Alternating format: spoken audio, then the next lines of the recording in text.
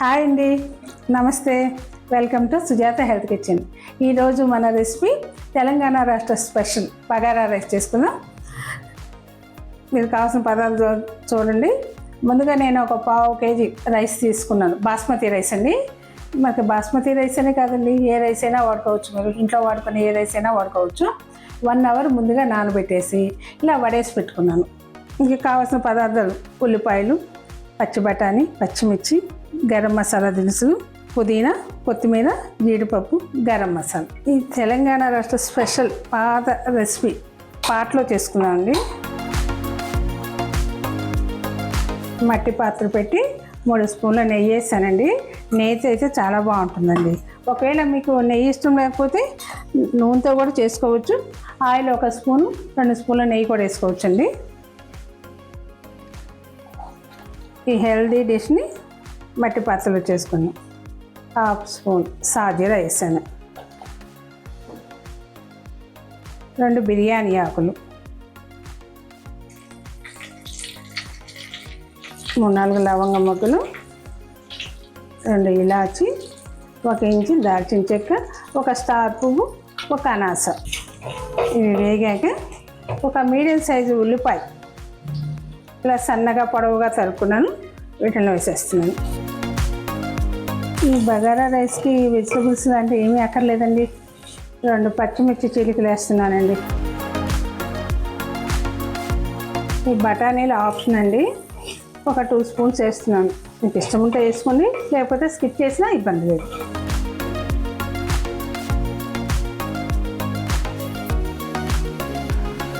ఈ ఉల్లిపాయలు 50% వేగాక ఒక 1/2 స్పూన్ అల్లం వెల్లిగడ్డ పేస్ట్ వేస్తున్నాను. ఫ్రెష్గా చేసుకున్న అల్లం వెల్లిగడ్డ పేస్ట్ అండి. ఈ అల్లం వెల్లిగడ్డ పచ్చివాసన పోయేంత వరకు ఫ్రై చేసుకోవాలి. నేను బఠానీ వేస్తున్నానండి. మీకు ఇంట్రెస్ట్ ఉంటే క్యారెట్ లాంటివి కూడా వేసుకోవచ్చు.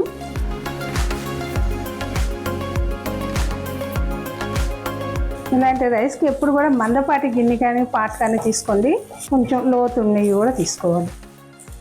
ఒక 2 స్పూన్లు జీడిపప్పు, కొత్తిమీర, పుదీనా, 1/2 స్పూన్ గరం మసాలా. ఫ్రై అయ్యాక రైస్ వడేసి పెట్టుకున్నాను కదా, ఈ రైస్ వేసేస్తున్నాను. ఈ కలుపుకునేందుకు ఇలాంటి అట్లకాడ అయితేనే బాగుంటుందండి. గుంట గరిటెల కన్నా 2-3 నిమిషాలు మసాలా పట్టేంత వరకు ఫ్రై చేయండి.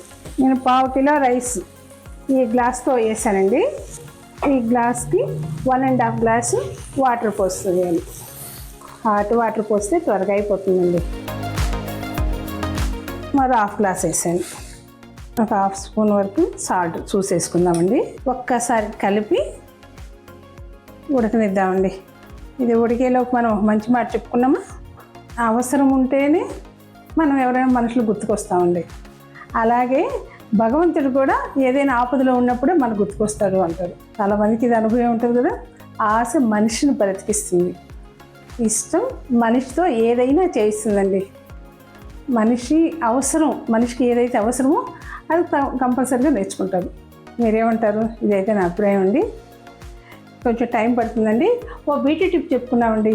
వర్షాలకి పడుతున్నాయి కదండి, అడప తడుస్తూ ఉంటాం. జుట్టు తడిసి డాండ్రఫ్ రావటం, హెయిర్ లాస్ రావటం జరుగుతూ ఉంటుందండి. ఇలాంటప్పుడు మీరు కరివేపాకు ఆయిల్తో హెడ్ మసాజ్ చేయండి. 1 hour తర్వాత వాష్ చేసుకొని జుట్టును చూడండి వాటర్ ఇంకిపోయినాయండి.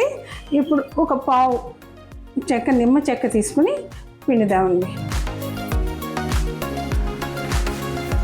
1/2 స్పూన్ వేసానండి, ఎక్కువ వేయలేదు. ఒకసారి కలిపి దాని నిమ్మ చెక్క పిండితే పొడిపొల్లాడుతూ వస్తుందండి. స్టవ్ సిమ్లో టర్న్ చేసి మూత పెట్టేస్తున్నానండి. 10 నిమిషాలు ఉంచుదాం.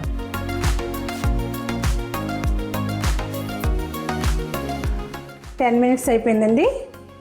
చూద్దామా? వావ్, నేతి స్మెల్తో గుమ్మలాడుతూ రెడీ అయిపోయిందండి.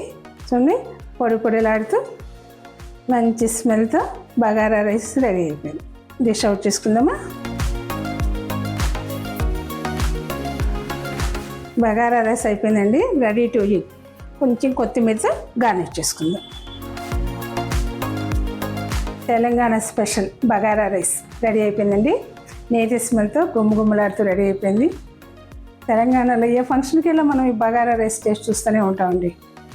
ఈ రైస్ను మీరు చేసుకోండి. ఈ రైస్ అండి రైతాతోని కాదండి, చికెన్, మటన్ గ్రేవీ కర్రీతో తినొచ్చు, ఆలు కుర్మా, ఇంకా మష్రూమ్ కర్రీ లాంటి వాటితో కూడా తినొచ్చండి. మీరు తప్పకుండా ట్రై చేయండి. మీరు ట్రై చేసినట్లయితే ఎలా కుదిరిందో కామెంట్ బాక్స్లో తెలియజేయండి.